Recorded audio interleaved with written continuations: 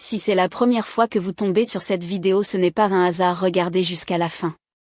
Si vous n'êtes pas encore abonné, abonnez-vous, surtout aimez la vidéo pour m'encourager. Que Dieu vous bénisse. Le mariage selon Dieu. La famille comme base de l'Église et de la société. La famille et le foyer ont une très grande valeur aux yeux de Dieu. La parole de Dieu est pleine de déclarations sur ce domaine. Au début du monde, Dieu a créé Adam et Ève comme couple.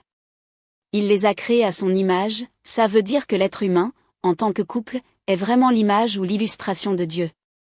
En voyant un couple chrétien, le monde doit voir une image ou une impression de Dieu. Sur cette base, Dieu a construit la famille.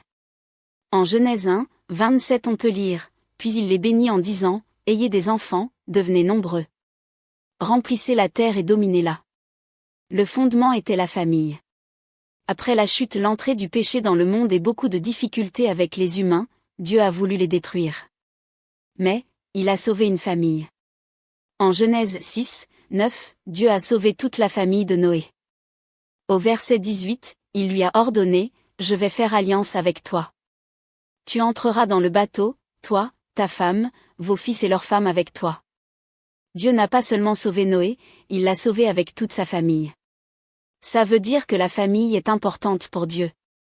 Dans sa vision, Dieu veut que la famille le connaisse et vive avec lui. Dieu fait alliance avec une famille. En Genèse 12, 1 à 3, Dieu appelle Abraham à devenir le père d'un grand peuple à travers le monde. Cet appel va être suivi de grandes bénédictions. Par toi, je bénirai toutes les familles de la terre. Pour réaliser cette promesse, Dieu a conclu une alliance éternelle avec Abraham. De cette manière, ses enfants et ses petits-enfants deviendront les enfants de la promesse. Cette affirmation se fonde sur la foi et la confiance des parents qui la transmettent à leurs enfants. Que ce soit dans l'histoire de Moïse, de Josué ou du peuple d'Israël, Dieu accorde beaucoup d'importance à la famille. Après 40 ans de marche dans le désert, les enfants d'Israël sont arrivés dans le pays promis. Là, l'Éternel Dieu leur demande de choisir le Dieu qu'ils voudraient servir.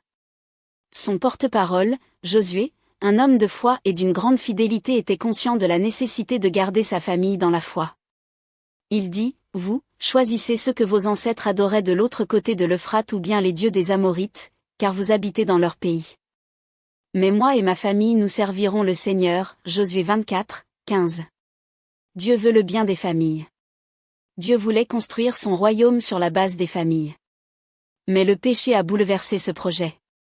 En Genèse 3, 1 à 6, le serpent est venu vers Adam et Ève pour les séparer de Dieu et les séparer l'un de l'autre. Et malheureusement, il a réussi. Le péché est entré dans le monde, le couple s'est caché de Dieu et beaucoup de problèmes ont commencé pour le premier couple. Pourtant tout avait bien commencé, mais tout a été terriblement bouleversé. Un grand combat entre le bien et le mal fut engagé. Ce combat entre Dieu et le diable continue jusqu'aujourd'hui, et en particulier au sein des couples et des familles. Dieu accorde une grande importance au couple créé à son image et le donne comme fondement de la famille et de son peuple. C'est pourquoi le diable est très intéressé à détruire la famille et le foyer chrétien. En effet, il veut éviter à tout prix que le monde puisse faire la connaissance de Dieu au travers de familles qui vivent à son image. Mais Dieu, dans sa grâce, veut rétablir la famille. D'abord Dieu a sauvé Noé en disant, « Entre dans le bateau avec ta famille. » Par la suite, au travers de Jésus-Christ, Dieu a voulu nous réconcilier avec lui-même, et réconcilier nos couples et nos familles. Crois au Seigneur Jésus et tu seras sauvé, toi et ta famille. Acte 16, 31. Les familles qui fonctionnent bien sont une bénédiction pour l'Église. Dans le Nouveau Testament, il y a beaucoup d'indications sur le couple.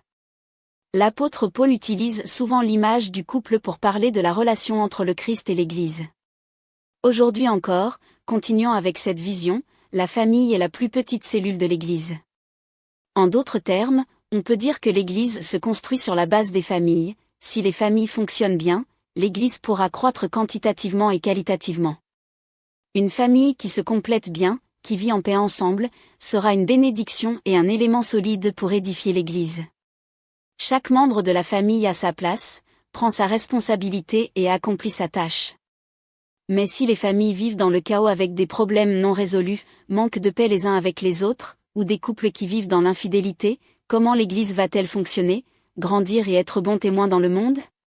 S'occuper des couples et des familles est donc une des tâches les plus importantes confiées à l'Église. C'était Rose de Nuit, la nuit en rose rose.